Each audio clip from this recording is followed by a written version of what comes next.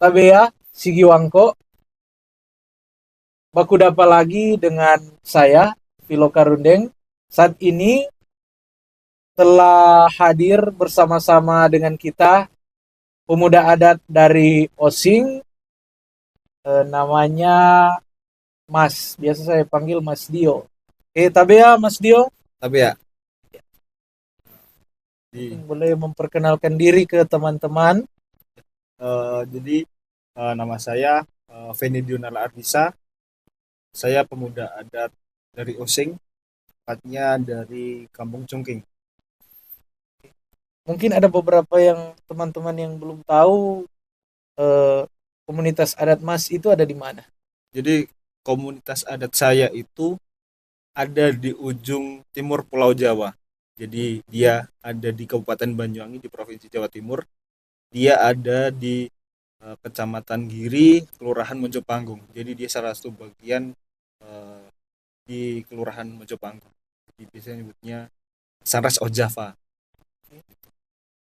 Nah, jadi teman-teman, Mas Dio ini yang saya kenal selain juga sebagai aktivis masyarakat adat, Mas Dio juga ini bergabung bersama teman-teman di Barisan Pemuda Adat Nusantara.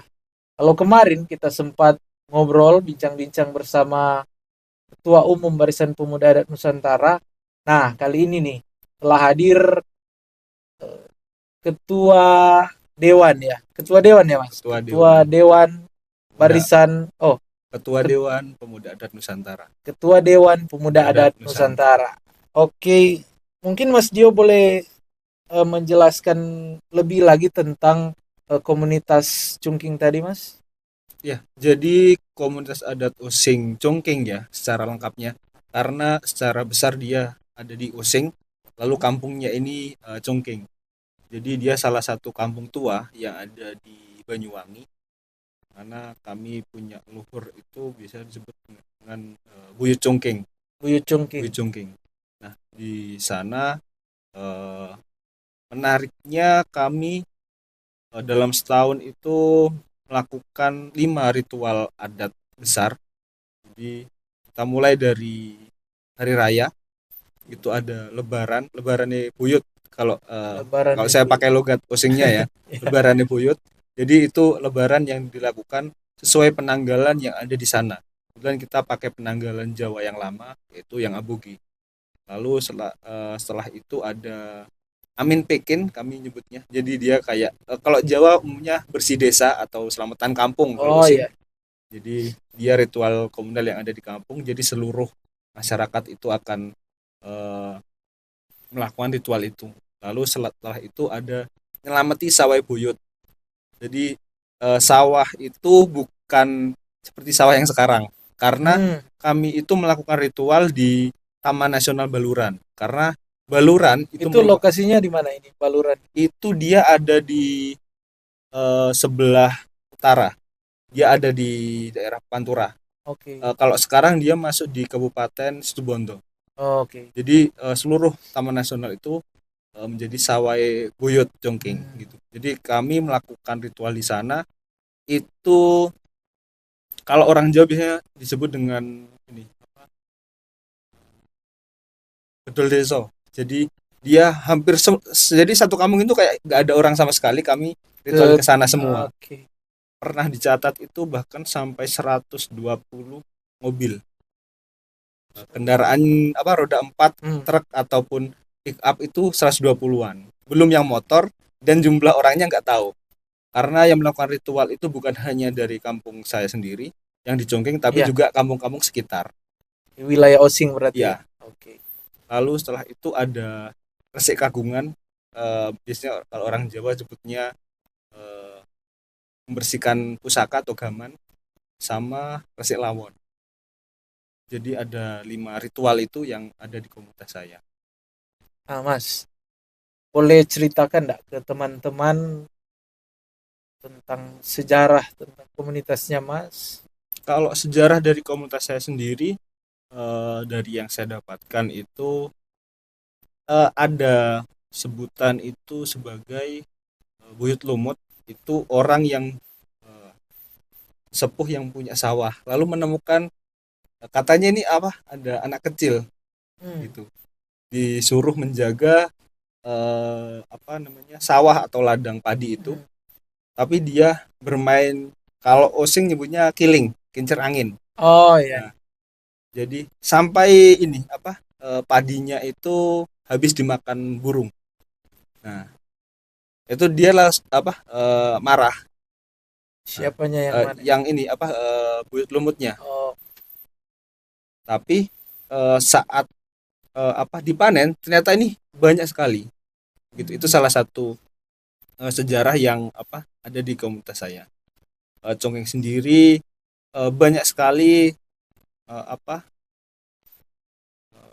cerita-cerita sebenarnya, tapi kalau apa dijelaskan di sini itu mungkin Hmm. agak panjang ya, Ya. karena kami sempat melakukan pendokumentasian di tahun 2020 soal khususnya yang apa nyelamati sawah buyut yang di Ya. Taman Nasional itu kira-kira jadiin buku setebal ini kalau untuk cerita-ceritanya aja. Iya. Jadi secara singkat memang Conggeng ini adalah salah satu kampung tua yang ada di Banyuwangi, kampung tua Osing. Jadi ada di catatan di babat saya lupa babatnya apa, tapi itu menjadi salah satu kampung yang ikut kalau sekarang mungkin bahasanya konsolidasi, tapi itu Ah. rapat para kepala aku untuk di perang Puputan Bayu di tahun 1700-an, 1771 kalau nggak salah. Begitu. Oke, aku penasaran sama yang tadi, Mas. Eh, aku mau kembali ke soal yang anak main kincir Hmm. tadi. Itu apa pesan dari cerita itu? Kalau dari yang kami ini ya, apa kami yakini bahwa kita ini harus percaya dengan apa sang pencipta gitu. Oke. Lalu di Oh, sisi oh, lain juga eh, dari kejadian itu bahwa diketahui bahwa orang padahal dia si Buyut Lumut ini hmm. dia orang yang lebih tua, tapi setelah itu oh iya ternyata anak ini dia punya semacam kayak eh, semacam apa ya, semacam wahyu atau Iya. eh, inilah apa eh, apa kalau di bahasa Indonesia kan ini agak rumit soalnya, semacam wahyu gitu aja lah. Iya. Jadi itu salah Kayak ada satu petunjuk ya. ya, kalau yang paling harus kita lakukan secara di Osing ini harus adil. Jadi, sekali benar ya benar, sekali salah ya salah. Apakah itu termasuk juga pesan bahwa apa orang tua dan anak-anak itu punya posisi yang setara? Atau seperti apa? Nah, kalau ini dalam segi leluhur ya, Oke. eh, karena beliau ini orang yang sangat dihormati dan punya kebijaksanaan Hmm. yang tinggi, itu eh, ya menurut Bisa. saya. Oh Hmm. iya. Tapi di sisi lain memang Osing ini kami egaliter dari segi bahasa, kita tidak punya tingkatan seperti yang ada di Jawa. Hmm. Contohnya saya ke apa orang yang lebih tua juga pakai isun. Jadi kalau Jawa kan masih banyak Iya. tingkatan-tingkatannya. Di sisi lain juga saat ritual bahkan kami punya bahasa namanya besiki. Itu ke yang muda juga halus gitu, Hmm. sama-sama halus. Oke. Itu yang apa bahasa di dalam ranah ritual. Wah, luar biasa itu ya, Mas. Nah, ngomong-ngomong soal pemuda adat juga di sana, Mas juga kan sudah terlibat ini cukup ya cukup lama dan Hmm. juga apa mau dibilang kerja Mas bersama teman-teman pemuda itu sudah inilah sudah sangat boleh dibilang memberi pengaruh pada teman-teman em, masyarakat adat di komunitas juga kan. Ngomong-ngomong tentang gerakan pemuda adat, seperti apa situasi saat ini di sana? Kalau gerakan pemuda adat sendiri saat ini di Osing, eh, mungkin saya akan cerita mulai awal dulu ya. Oh, boleh? Jadi di Osing itu kami berdiri BPAN Oke. itu tahun 2017. Di pasca 2017 itu kawan-kawan ini bikin beberapa kegiatan lah bahasanya, itu yang kalau bisa dikatakan ini menggali apa yang ada di kampungnya Mm-mm. gitu. Kami biasanya menyebutnya sebagai jelajah osing. Dalam jelajah osing itu kami ke tempat ritual, kami apa, menggali cerita-cerita dari ketua-ketua adat yang ada di sana, para perempuan-perempuan adat yang pasti banyak sekali ilmu yang mereka miliki. Jadi kami mulai 2017-an itu berjalan namanya jelajah osing. Kita ke situs, ke makam leluhur, ke batas-batas wilayah adat, ke mata air dan lain sebagainya. Di sisi lain juga teman-teman eh, bikin kegiatan, jadi kami datang ke beberapa komunitas karena tiap komunitas kan ritualnya berbeda, Mm. waktunya berbeda. Jadi semacam kayak anjang sana. Saat komunitas ini melakukan ritual, kami akan ke sana. Saat Oke. komunitas B melakukan ritual, gantian nih ke Mm. sini. Jadi kita berkeliling. Di sisi lain kita silaturahmi sekaligus mengenal apa yang ada di kampung itu. Gitu. Oke. Nah, dalam proses gerakan bersama teman-teman pemuda, ada tantangan apa saja yang Mas hadapi di sana? Kalau dari tantangan sendiri, mungkin di awal-awal ini ya, pemuda adat ini yang seperti apa sih? Karena eh, kebetulan beberapa kampung, termasuk kampung saya Mm. sendiri, itu dia berbatasan dengan daerah perkotaan, bisa dikatakan perkotaan. Oke. Jadi memang mulai banyak sekali perubahan-perubahan yang terjadi, khususnya yang ada di pemuda.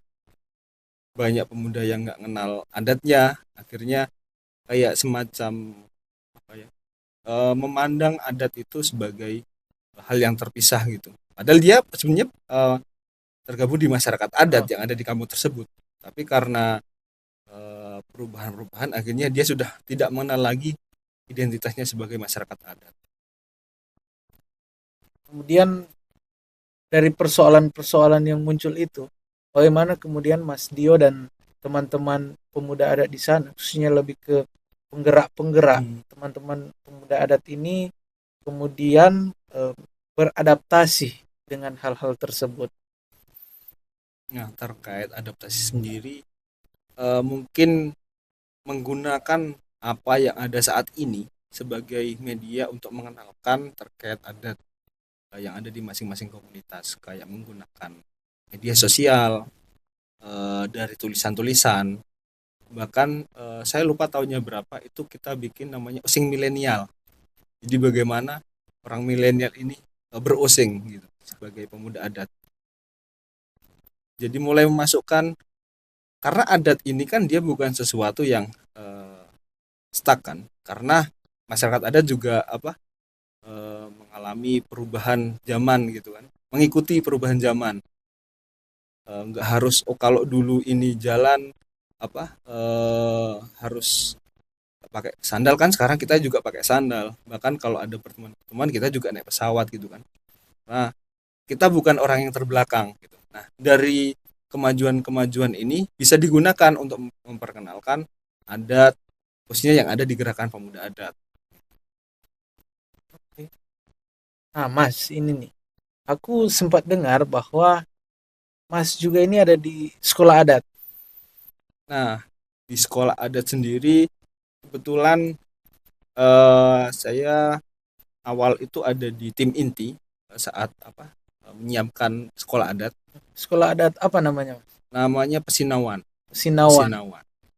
Pesinawan ini dari kata ginau. Ginau itu belajar. Jadi Pesinawan itu menjadi tempat untuk belajar. Gitu. Kebetulan sebenarnya ini cita-cita yang ada di Aman, yang ada di Osing, itu untuk apa? Kita ini sebenarnya melihat kondisi saat itu ya. Kita memerlukan sebuah tempat untuk belajar terkait adat, budaya, dan tradisi yang ada di Osing sendiri. Mulai tahun 2016 sampai tahun 2020. Nah, di rentan waktu itu kami mulai menyiapkan. Jadi ada beberapa hal yang dilakukan, baik itu kerjasama dan lain sebagainya, untuk membuat semacam kayak persiapan materi atau kira-kira kalau kita mau bikin sekolah adat kita mau ngapain nih gitu. Jadi di tahun 2017 itu ada namanya Ibu Wiwin Indiarti, kebetulan sekarang sebagai ketua PD Aman Using. Beliau membuat sebuah buku eh, Lontar Yusuf Transliterasi, karena saat itu pemuda adat masih belum mengenali. Jadi Lontar Yusuf ini salah satu tradisi lisan berbasis manuskrip kuno. Nah, di situ itu bukan lagi didominasi ya, hanya orang-orang tua aja Yang tahu itu ya. yang tahu, anak muda nggak ada. Nah, saat melakukan waktu saya tanya-tanya ya kepada beliau, eh, ternyata anak muda ini kesulitannya di bahasa karena itu menggunakan pegon. Pegon itu dia berhuruf Arab tapi berbahasa Jawa. Nah, akhirnya dibuatlah transliterasi itu. Jadi Latin lah bahasa ininya. Akhirnya pemuda ini mulai belajar di sana. Itu salah satu persiapan untuk sekolah adat. Lalu di sisi lain di tahun saya lupa ya 2009 2019 kayaknya. Dan saya juga bawa bukunya. Jadi ini olah rasa ujung timur Jawa. Jadi Ibu Wiwin juga kebetulan ini. Oh iya, Wiwin Indiarti. Wiwin Indiarti. Nah, kebetulan di tahun 2017 teman-teman PPAN pemuda adat yang ada di Using itu mengikuti pelatihan Indigenous Food System. Di situ melihat tanaman-tanaman yang ada di komunitas, yang ada di wilayah-wilayah adat. Lalu Bu Win ini akhirnya bikin ini. Jadi ini kerjasama dengan PDWPN Using. Oke. Jadi ada 3 komunitas yang tertulis di sini. Ada 3 ritus juga. Jadi kebetulan kampung saya, Kampung Jungking, itu yang selamatan Amin Beken kata saya tadi. Lalu ada beberapa, saya lupa namanya soalnya lumayan banyak itu makanannya, itu yang ada di komunitas adat Using, Andong sama Kemiren. Jadi 3 komunitas itu. Kebetulan setelah buku ini selesai juga semacam ada workshopnya gitu. Kita mengenal tanamannya ini apa aja, lalu cara masaknya gimana secara adat, karena ada beberapa hal yang harus dilakukan, tidak boleh sembarangan seperti masak biasa. Jadi ada tata caranya ya Mas? Ya, bukan sembarang masak ya? Bukan sembarang masak. Dan yang memberi materi adalah perempuan-perempuan adat, para ibu-ibu, nenek-nenek yang memang menjadi juru masak utama di ritual tersebut. Jadi ini kokinya langsung nih saat ritual. Jadi ada 3 hari kalau waktu itu pelaksanaannya, belajar memasak ritual memang benar-benar mirip dengan aslinya. Contohnya saat kita mengupas kelapa, kita tidak boleh keluar ruangan, ya hanya di ruangan itu aja, kita nggak boleh keluar meskipun di sana banyak orang. Iya. Gitu. Ataupun aturan-aturan lainnya. Keren. Jadi 2 itu menjadi salah satu persiapan atau embrio awal untuk materi yang diajarkan di sekolah adat. Lalu di tahun 2020 kebetulan juga masa Covid ini sebagai persiapan untuk menyiapkan itu. Jadi terbentuklah tim inti terdiri dari beberapa unsur, baik itu tetua-tetua adat, lalu ada dari pihak perempuan dan juga pemudanya di situ. Akhirnya dideklarasikanlah pada tanggal 21 Januari 2021 di wilayah adat Oleh Sari, yang sekarang menjadi lokasi tempat berlangsungnya Pesinawan, tempat belajarnya Pesinawan. Kemudian Mas Dio sendiri di sekolah adat itu sebagai apa Mas? Kalau saya sendiri di Pesinawan itu sebagai humas. Nah, struktural di Pesinawan sendiri itu yang untuk paling atas atau sebagai pemimpin lah bahasanya, kita sebut sebagai pengarap. Orang yang ada di depan itu Selamat di Harjo. Cuman mungkin teman-teman lebih mengenalnya dengan Cak Samsul. Jadi beliau ini salah satu seniman, guru tari juga, yang sekaligus pemilik lahan dari tempat Sinawan itu. Mungkin kalau ada teman-teman yang kenal sama beliau boleh bantu komen Nah, kan, komen biasanya di ini bawah. apa, teman-teman penari kenal. Teman-teman penari kenal Ya, ya. tapi kadang nggak kenal dengan Slamet di Harjonya, Oke, tapi dengan lebih ke sebutnya Cak Samsul.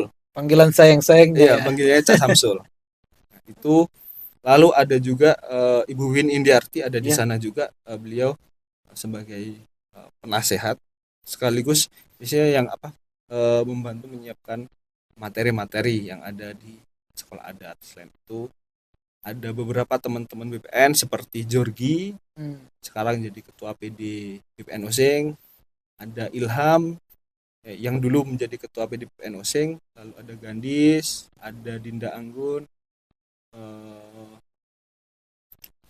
siapa lagi ya, lumayan banyak soalnya, karena penggerak yang ada Hmm. di sekolah adat Sinawan ini dia punya eh, kemampuan masing-masing. Jadi ada yang dia bergerak di bidang hukum, Oh, lalu ada yang seni seni, ada seninya nanti ini apa? Dia terbagi lagi.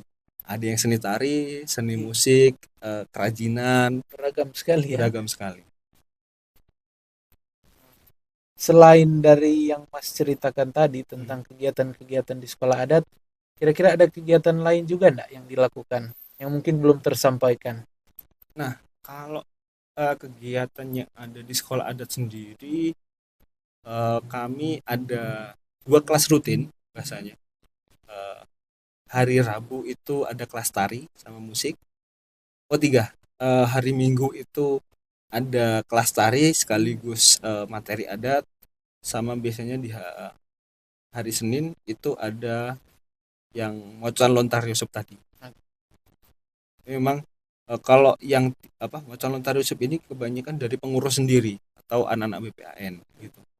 Masih belum eh, masuk ke siswa-siswi yang ada di Sinawan, karena dari segi umur memang yang ada di Sinawan sendiri ada yang mulai dari, saya lupa sekarang kelas berapa ya, tapi kalau dulu ini masih kelas TK di Banyuwangi namanya TK 0 kecil, Ya ya.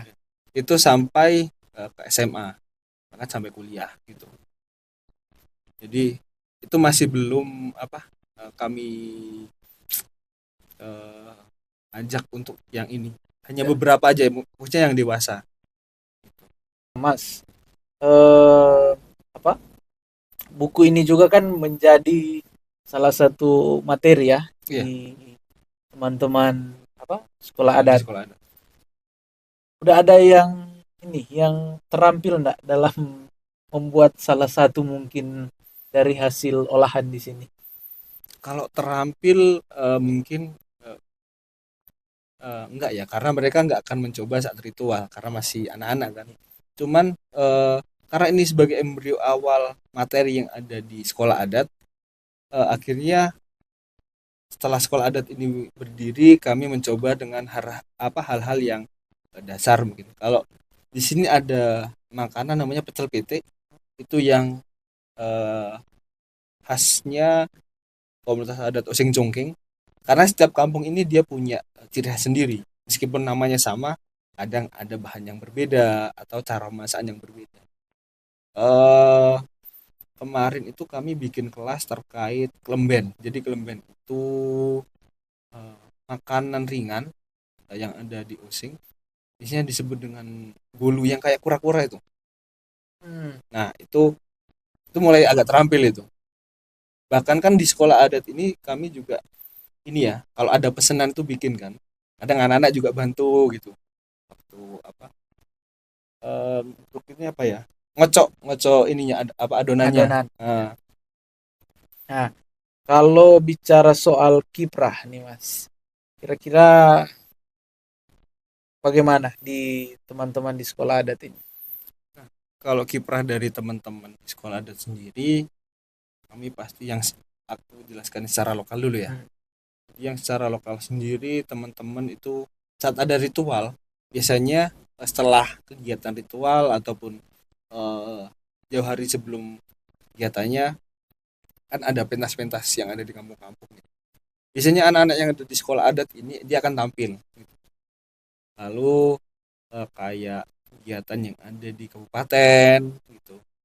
Lalu kalau yang secara nasional sendiri eh saya lupa tahunnya 2022 23 ya. Jadi anak-anak diundang untuk upacara eh, di Jakarta, eh, mewakili sekolah adat. Lalu kalau kami juga beberapa kali bikin kegiatan mungkin, nah kaos yang saya pakai ini jadi kue. Kue Iya, gue. ini salah satu eh, like atau apa ya, semacam tembang di dalam kesenian barong. Jadi tim Pesinawan di tahun 2024 kemarin menjadi salah satu undangan untuk tampil di Festival Budaya Panji. Jadi satu tim eh, tampil di Gedung Kesenian Jakarta sebagai undangan. Jadi ada beberapa penampil yang menceritakan soal cerita Panji, epos Panji.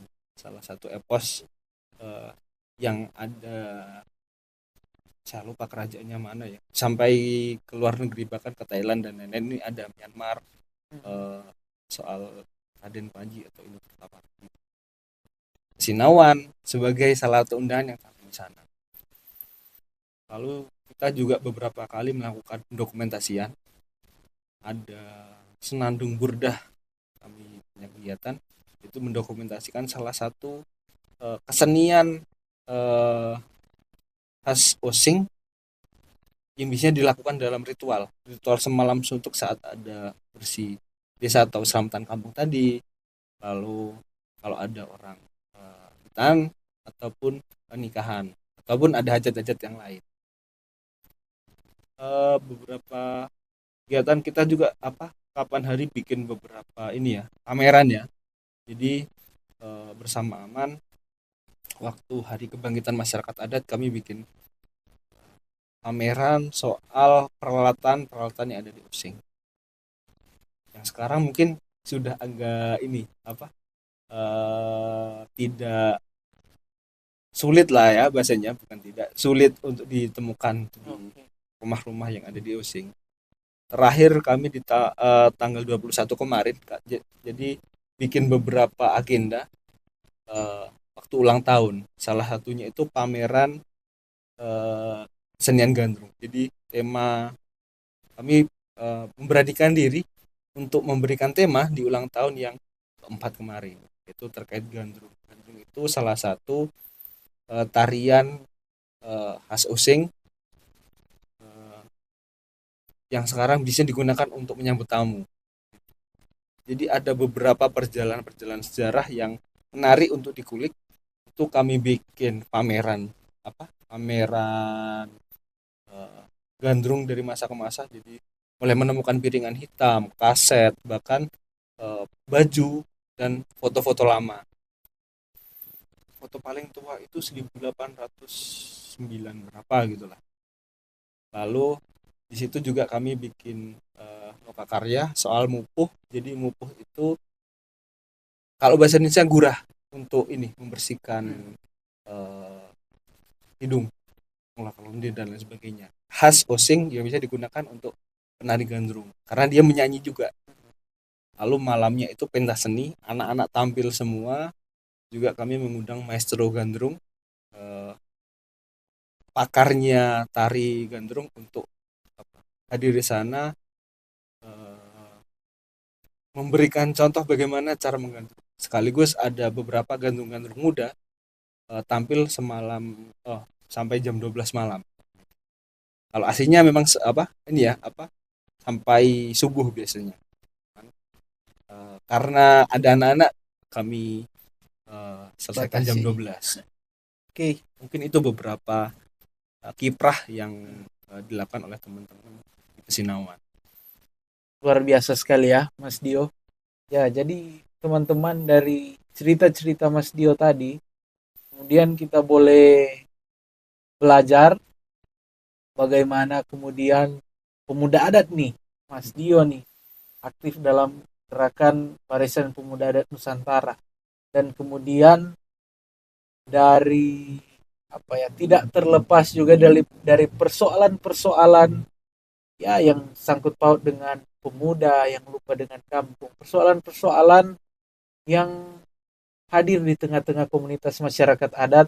Mas Dio bersama teman-teman motor, teman-teman penggerak ini kemudian apa ya ingin atau kemudian membentuk sekolah adat, dan kemudian itu seperti yang dijelaskan Mas Dio tadi, itu kemudian menjadi alat untuk mengedukasi, dan bahkan bukan cuma mengedukasi teman-teman pemuda, tapi juga mulai dari tadi bilang Mas Dio dari TK nol kecil Iya, ya, dari usia berapa itu? 5 6 tahun ya, atau lebih muda lagi.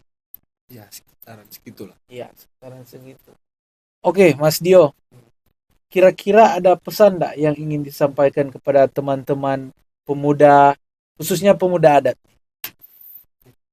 Jadi kalau dari saya sendiri kepada teman-teman pemuda adat yang ada manapun, kita sebagai generasi muda yang akan menggantikan orang-orang tua yang ada di kampung, eh, kita harus mengenal apa saja yang dimiliki oleh masyarakat adat tersebut, karena masyarakat adat ini sangat kaya akan ilmu pengetahuan, kaya akan teknologi, kaya akan sumber daya alam. Kalau pemuda-pemuda ini acuh dan tidak mau tahu soal kampungnya, kedepannya udah tidak ada lagi wilayah adat. Kalau tidak ada wilayah adat, tidak ada lagi sumber daya alam yang di sana, tidak ada lagi tanaman ataupun hewan-hewan yang ada di kampungnya. Lalu akhirnya hilang. Sebagai orang yang akan menggantikannya, banyak sekali hal yang bisa dilakukan oleh teman-teman. Salah satunya bisa melakukan lewat pendidikan adat. Pendidikan adat sendiri, salah satunya juga ada sekolah adat. Dari situ kawan-kawan bisa mengembalikan atau menjaga eh, warisan-warisan yang ada di kampungnya masing-masing. Jadi Oke. seperti itu. Ya, baik teman-teman penonton Kelung Bacerita, kali ini kita sudah mendengarkan cerita dari Mas Dio, yang kemudian kami berharap boleh menginspirasi teman-teman pemuda adat di luar sana. Ya, itu saja Mas Dio. Sekali lagi banyak terima kasih Sama-sama. kepada teman-teman sekalian. Sekian podcast Kelung Bacerita hari ini. Tabea Sigiwangko.